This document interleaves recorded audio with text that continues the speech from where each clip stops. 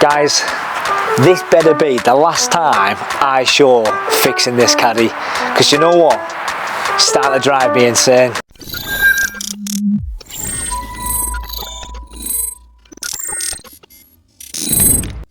So in the last video, you remember, we had a glow plug issue.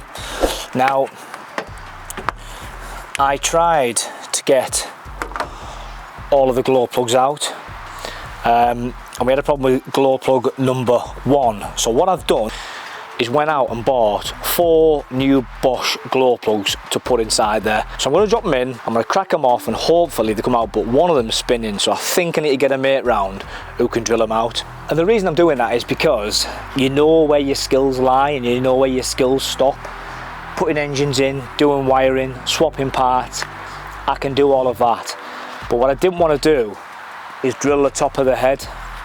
I've tried 2 of the glow plugs, 2 of them came out absolutely fine, but the other 2 are stuck. Now I do not want to snap them because the first one is still full and intact. So we're going to strip the manifold down. I'm going to get my mate to come along because he knows what he's doing in this scenario, and I think it's only best that I bring in the professionals to drill out. I'm assuming they're going to drill out, to drill into the top of the head or the block to get these glow plugs out. But we're going to put 4 brand new Bosch plugs in. That's the plan. So guys, I haven't filmed this bit, but I need you to know something very important.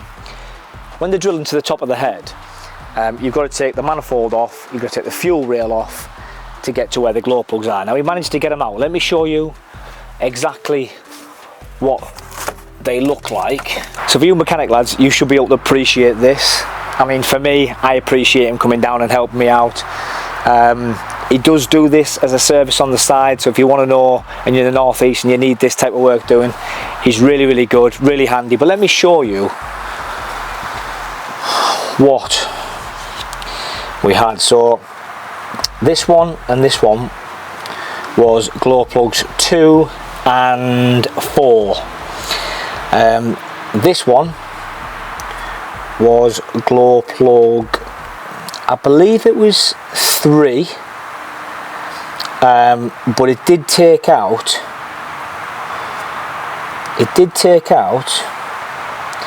I don't know where it is, it may have been hoovered up, but it did take out the thread, so we had to put a helicoil in number 3. It's not a helicoil, but it's a VW alternative one that goes into the hole that you drill a little bit bigger. I'll find out the name for it. And yeah, so we managed to get that new thread inside there. Now the new plug has gone in there absolutely fine. Number 1, now that was the one that I had the problem with, if you remember. So you had to drill, as you can see, into the top of the plug, and it looks like he's drilled right down into it and then used an extractor to get that out. But you can see just the bits that all of this was in, and look, a good quality mechanic. That's off the bottom of the cylinder number 1 plug, so eventually I probably will need to replace that. But at the minute I now do not have a glow plug fault code. I've only got 2 fault codes left, so massive shout out to a mate of mine who's come and done that. I'm hopefully going to ask him if I can use a time lapse to put it inside the video. It's a Saturday morning, he's come out Saturday morning, massively helped me out. But these glow plugs are pretty much brand new, or they look fairly new, these 2 especially do. So, but I just changed them for a full set of 4. Yes, it cost me 80 quid, but I'll keep these 3 and as spares, and the rest of it can just go in the bin. That's all of the engine side done now, I'm pretty sure. I've got 2 fault codes left, which is a secondary coolant temperature sensor, something to do bottom right down here. We'll have a look at that in a minute. And then the other code that I've got is for the fuel pump. Now I have got the fuel pump relay temporarily hooked up, but I think that's what's causing the glow plug light on the dash. Yes, that needed doing anyway, and I needed to do that, which is great. I've got some assurance now around all the glow plugs, but I've also got a really good contact if I need an injector. The injectors on these are quite easy, to be honest with you, but if I got any major issues, I've got a really good contact to come and help me out now. So I am over the moon that we've got all 4 of them plugs out. I've put some copper grease around the seals, I've dropped all 4 of them in. Now let me tell you the next thing that happened after that. So the next thing that then happened was, because we had to disconnect the, I think it's intake manifold, the fuel rail, everything on the top of the engine. Obviously the fuel's then gone out of the system. So I went to crank the van. It's a pretty loud aeroplane. Hopefully you might have seen that. So when I went to crank the van, it wouldn't start, it was just cranking over. And I thought, oh God, has he done something wrong? Have I missed something? Is something not right? So I tried again, continuously cranking the van, and I was getting absolutely nowhere. Now the battery was a little bit low, fair enough, my fault, so I recharged the battery and then eventually managed to get it to crank. But I got it to crank, and once it had cranked, the engine had a knocking noise. And I was sat there, and maybe this is why this has took a little bit longer for me to record, guys. All this hard work, replaced some glow plugs, and now I've got a knocking engine. So I was a little bit miffed off. Anyway, I messaged him. He said, oh John, it's a diesel knock. There's carbon inside where your glow plugs was. There's another plane going past. What is this? Well, here's a war going on. It's a diesel knock, John. There's carbon build up around the glow plugs, so when you take them out, you disturb, I believe, the glow plugs, which causes that to sit inside the cylinder until it goes out the exhaust. So I give it 30 seconds and bang, the knocking noise was gone. But guys, I actually shit myself, I kid you not. Rear caliper done, rear brakes done, and then we're going to do these 2 fault codes. Well, that was such a high, now turned into a flipping low. So if you look at this is the caliper, and if you look at the feed, the actual pipe that sits inside the caliper is too small. It's a different fitting. Look at how baggy that is. And I wanted just to keep this. I mean, they are nice calipers and I do want to upgrade them, but I need something quick to drop the car down. That is just my luck. I ordered them online and it said it was a replacement caliper and it said it would fit. This is why sometimes you've got to buy brand new. Right, I know where we need to go. We've got to head up to Morgan's in Gisborough because I'm pretty sure they'll have a pairing. And this seems to happen to me every time I buy something new online. I can't seem to get. Maybe I'm just buying the wrong products, or maybe I'm just, I don't know. I didn't read the ad maybe as such. I haven't got a clue. It said premium brake calipers and I thought they were just going to fit. So I've just picked myself up 2 calipers and now I'm hoping these will fit. I'm pretty sure they will. And again, we've got the small line where the other one needed a totally different line. So, and all I can say is a massive shout out to Morgan Auto Salvages up in Gisborough, because these lads honestly save my ass every time that I seem to buy something wrong. I probably need to come here first, but I'm trying to get brand new for the Caddy and get it all brand new. But if I can't, I know that Morgan's have pretty much got the majority of stuff I need on the shelf. So big shout out Morgan's. Let's get these fitted. I picked up 2 of these calipers from Morgan Auto Salvage in Gisborough. They possibly seem to be the most reliable place for second-hand parts. So all I'm going to do here is just swap the bits over from my caliper onto this caliper. So as you can see, there is the brake line. It's snapped as it comes off because these are on for ages. They just sort of seize in, and as you try and wind them off, they just snap. So you're best off just putting new little, I think the copper brake lines. Just get 2 new ones of them. So luckily enough, mine's okay off the van. I got it off luckily enough, even though the discs and pads were absolutely hanging. But what I'm doing now is just putting that brake line back onto the brake hose that goes all the way back to the brake reservoir that connects to the caliper. Now these are all 11mm nuts, which is quite nice because it's nice and easy, it's one size, and once you get it done you can start to fit the caliper. Now what I like about going to bargains is that when you buy a part you always get a little white label on which tells you where it came from. So these actually came off a VW Caddy Maxi, which is ideal. At least I know they're going to fit, but again the guys do a perfect job for fitment at Morgan Auto Salvage. So what I'm doing there is just got that clamp off the brake line. Now I did clamp it so no brake fluid would come out, and then what we're going to do is just cut that little white label off there and start to fit the caliper. Handbrake cable goes in, little bit of brake cleaner before you put your discs and pads in. I always put a little bit of grease on the end of the pads, it's a standard thing. You don't put grease on the pad, only on the ends. Connecting it all up, and that is the brakes done. So I do need to change the tyres on these alloy wheels, but I'm not quite sure if I'm going to keep the alloys. They are okay, but really I want something really fancy and flashy when I get the Caddy van painted. So just getting the wheel back on, putting the nuts back in, and that is the brakes all fully finished. We can finally get the van back on the ground, and we just need to rinse and repeat on the other side, and that is jobs a good one.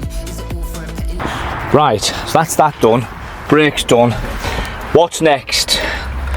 This is what's next. I've got 2 engine fault codes.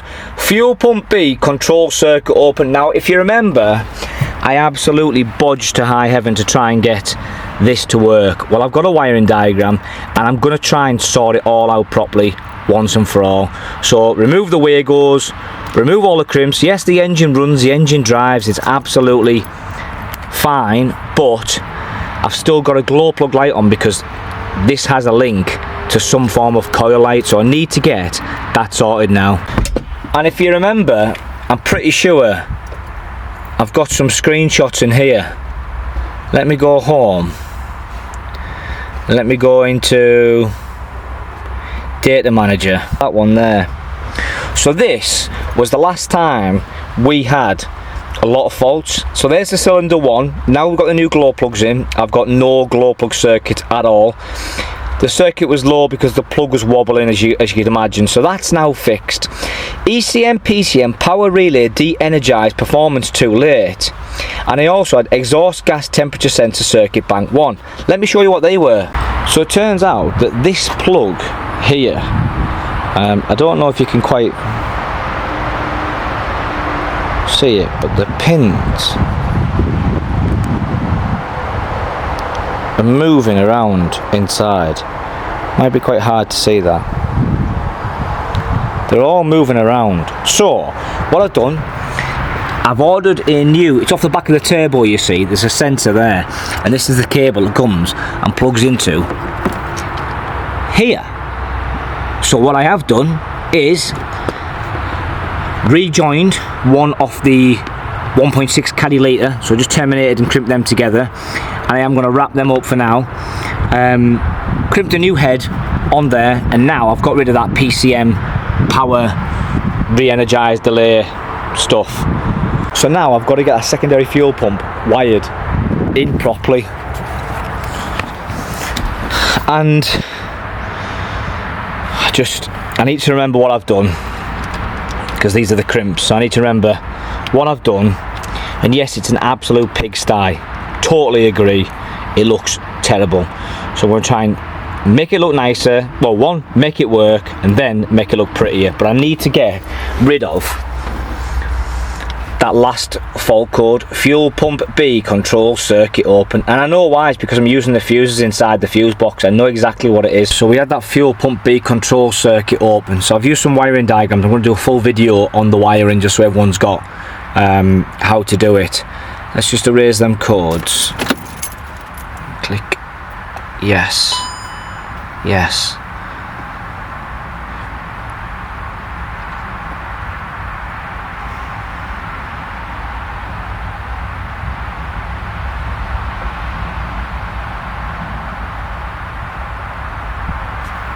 Okay, no trouble codes. Go back. Still 2 faults. Now one of them is because I've put a new fancy steering wheel on, which again I need to get coded in at some point. That's fine. Fuel pump B control circuit open. Right, I'm going to have to check the wiring diagram and come back to it. And I'm hoping once I get this bit done, that coil light, I'm pretty sure that coil light now is flashing because of the fuel pump. So there's no EML light on, but I'm pretty sure that is the reason why that coil light's on, because I've seen that basically to do with the ignition coil on the fuel pump, and that's why we're getting that alert, and that's why it says fuel pump B control circuit open, which means it must be trying to overfuel, or I don't know enough about it. Right guys, the moment of truth. Oh, it's already looking 10 times better when my camera focuses.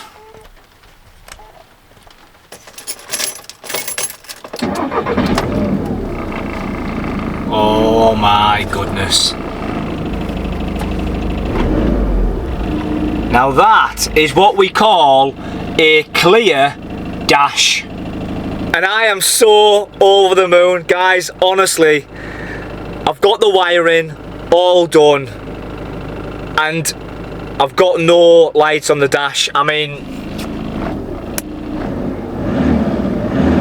she sounds really good.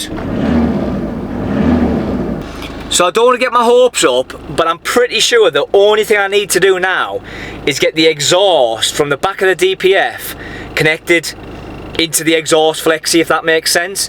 There's something I need, it's like a sleeve or something, I don't know what it is, but it's like maybe a 3-inch that sits over the DPF, the exhaust side of the DPF that goes into my flexi. I need something, I don't know what it is, so if you know what it is, drop a comment down below and let me know. But that is a clear dashboard.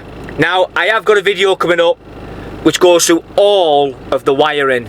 I'm going to do it in depth. I'm going to go through everything I've done just so you guys have got that.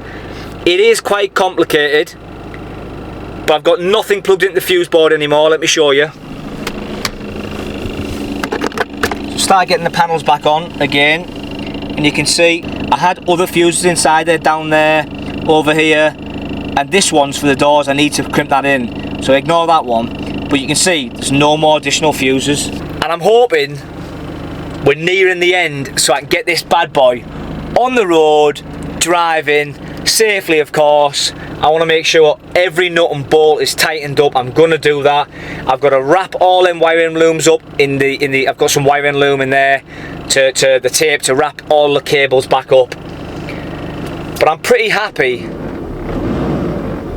She sounds good. Now, it has had a little bit of smoke, but I imagine that's because all the oil from the old engine that blew up and from the turbo on the Leon will just be sat there, so it needs to just get to temperature. So I'm pretty sure that's the reason why we've got some smoke. And then I'm looking forward to getting some paint on this van. You guys know what this series has been like for me.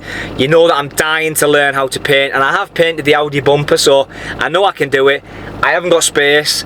I need to do it outdoor. I need to get a warehouse or unit or something, because at the minute it's crippling me. I could be doing loads of painting right now while the weather's absolutely terrible, as you can see. So if you've enjoyed today's video, guys, do me a massive favour, hit the like, hit the subscribe, and I'll see you guys on the next one. Peace.